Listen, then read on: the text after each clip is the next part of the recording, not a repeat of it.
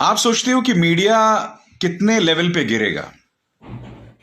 दोस्तों, आज मैं आपके सामने अभिशार शर्मा जी की बहुत सारी बातें आपके सामने लेकर के आया हूँ। तो प्लीज़ इस वीडियो को पूरा देखिएगा। ये एक ऐसे पत्रकार हैं जो आज इस तरह का पत्रकार होना लोहे की चना चबाने के बराबर है। इनका बेखौफ अंदाज, इनका अंदाज प्रवक्ताओं से बिल्कुल निडर और निष्पक्ष तरीके से सवाल पूछना, इनके जो लोग ईमानदार हैं, जो लोग अनभक्त नहीं हैं, उनको इन लोगों के दिल में समाये हुए हैं। और यही अंदाज़ है, यही तरीक़ा है कि वजह से लोगों के दिल में समाये हुए हैं। और ऐसा होना एक पत्रकार को बहुत ही ज़रूरी है। आज तो बहुत ही ज़रूरी है ही है, वैसे तो होना ही चाहिए, लेकिन आज बहुत ज़रूरी है। तो चलिए इनके बारे में कुछ मोटी मोटी बातें जानते हैं। क्योंकि दोस्तों, जो लोग इस तरह के होते हैं, बहुत जो अंदरूनी तौर पे बहुत ही संघर्ष करते होते हैं, जो हम और आपके आँख से ओझल होता है, हम और आप सिर्फ महसूस नहीं कर सकते हैं। जो दिखाया जाता है, बोला जाता है ज़ाहिरी तौर पे, या इनकी ज़ुबान से कभी इस तरीके के लोगों की ज़ुबान से कभी आ जाती है तो हम समझते हैं। लेकिन कहते हैं दर्द और एहसास जिसको होता है वही उसी को मालूम पड़ता है, हम और आप नहीं देख सकते हैं। चलिए लंबी बात ना करते हुए इनके बारे में कुछ जानते हैं। इनका जन्म 13/8/1972 को एक ब्राह्मण फैमिली दिल्ली में हुआ। शुरुआती शिक्षा इन्होंने दिल्ली में ही केंद्रीय विद्यालय से प्राप्त की और उच्च शिक्षा इन्होंने bachelor of science, BSc, PCM और BBC chemical and biologic radiation की डिग्री प्राप्त की। ये एक पत्रकारिता में डिप्लोमा भी कर रखे हैं। इनका पसंदीदा खाना राजमा चावल है और ये करेला की जूस भी बहुत ही शौक से पीते हैं। पत्नी सोमना सेन जो इनकम टैक्स की अधिकारी हैं। 2 बच्चे हैं, एक लड़का और एक लड़की।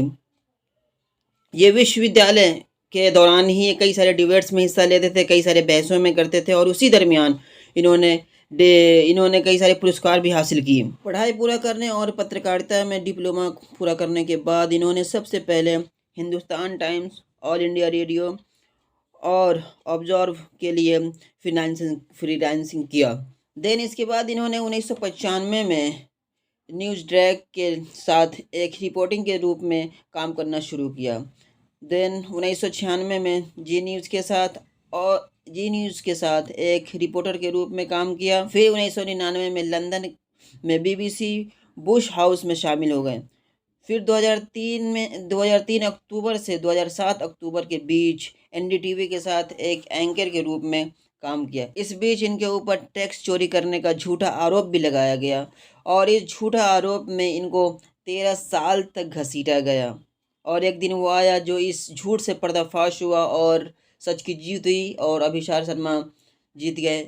फिर आज तक से जुड़ गए और 2012 तक ये जुड़े रहे। 2013 में ABP न्यूज़ में ये जुड़ गए और एंकरिंग करते रहे। एक रोज़ 2018 में यूपी के लखनऊ में प्रधानमंत्री एक भाषण दे रहे थे कि लॉ एंड ऑर्डर यूपी में बहुत ही अच्छा हो गया है, कानून व्यवस्था वो बहुत ही अच्छा हो गया है, और व्यापारियों को आमंत्रित किया कि यहाँ आएँ और निवेश करें। उसके जस्ट एक दिन के बाद ही वहाँ सुल्तानपुर में एक रेस्टोरेंट मालिक को गोली मारकर हत्या कर दी गई। उसी को ABP न्यूज़ में रहते हुए अभिशार शर्मा जी इसको बोला अपने चैनल पे एंकरिंग करते हुए। इन्होंने कहा कि प्रधानमंत्री तो कह रहे थे कि यहाँ का लॉ एंड ऑर्डर बहुत बेहतरीन हो गया है, और आज देखिए कि ये क्या हो गया, यहाँ सुल्तानपुरी में एक रेस्टोरेंट मालिक को गोली मारकर हत्या कर दिया गया। तो ये कैसे लॉ एंड ऑर्डर कैसे सुधर गया ये? इस बिना पे ही ABP न्यूज़ से इनको 15 दिन तक के लिए छुट्टी दे दी गई। और जब ये समझ गए, ये निकलना भी चाह रहे थे, उसके बाद से कोई कॉल और कोई इनको टच नहीं किया गया, तो ये समझ गए कि मेरे ये बोलने की सज़ा है, सच बोलने की सज़ा है।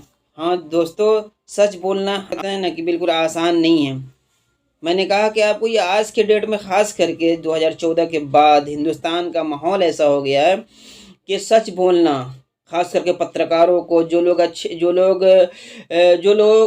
लोगों की बात लोगों पर इफ़ेक्ट पड़ता है, जो लोग की बात सुनते हैं, समझते हैं, यकीन करते हैं कि हाँ, इनकी एनालाइज़, इनकी सर्चिंग इन बहुत अच्छी है, इनकी बातों पर इफ़ेक्ट पड़ता है, तो उन लोगों की ख़ास गवर्नमेंट की निगाह रही और इनको बहुत ही ज़बरदस्त भुगतना पड़ा। बहरहाल ये समझ गए कि उसके बाद से इन्होंने वहाँ से इस्तीफ़ा दे दिया और उसके बाद से कोई भी न्यूज़ चैनल से ये जो एंकरिंग नहीं कर रहे हैं। अब ये इनका ये यूट्यूब चैनल है जो इस पे हैं। इन्होंने इस दरमियान एंकरिंग के दरमियान टीवी चैनल से जुड़े रहने के दौरान कई एक अवार्ड्स भी जीते, जैसे 2008 में रामनाथ गोयनका मेमोरियल अवार्ड और भी कई एक अवार्ड जीते। बहुत कम लोग जानते हैं कि ये एक राइटर भी हैं, लेखक भी हैं। जी हाँ, इनकी 3 किताबें लिखी हुई हैं। पहला है द एज ऑफ द मैचेटे, दूसरा the I of the predator और तीसरा है the dark side of me. तो ये सब बातें, मुझे उम्मीद है कि ये सब बातें सुनी मेरी ये बातें आपको नॉलेज में इजाफा दिया होगा। और दोस्तों, फिर मैं वही कहता हूँ कि आज के डेट में सच बोलना कोई बच्चों का खेल नहीं है। तो ये तमाम बातें सुन करके आपको कैसा लगा, अपनी राय कमेंट में ज़रूर दीजिएगा। इनके बारे में कुछ छूट गया होगा तो कमेंट में अपने बताइएगा कि हाँ, ये भी है।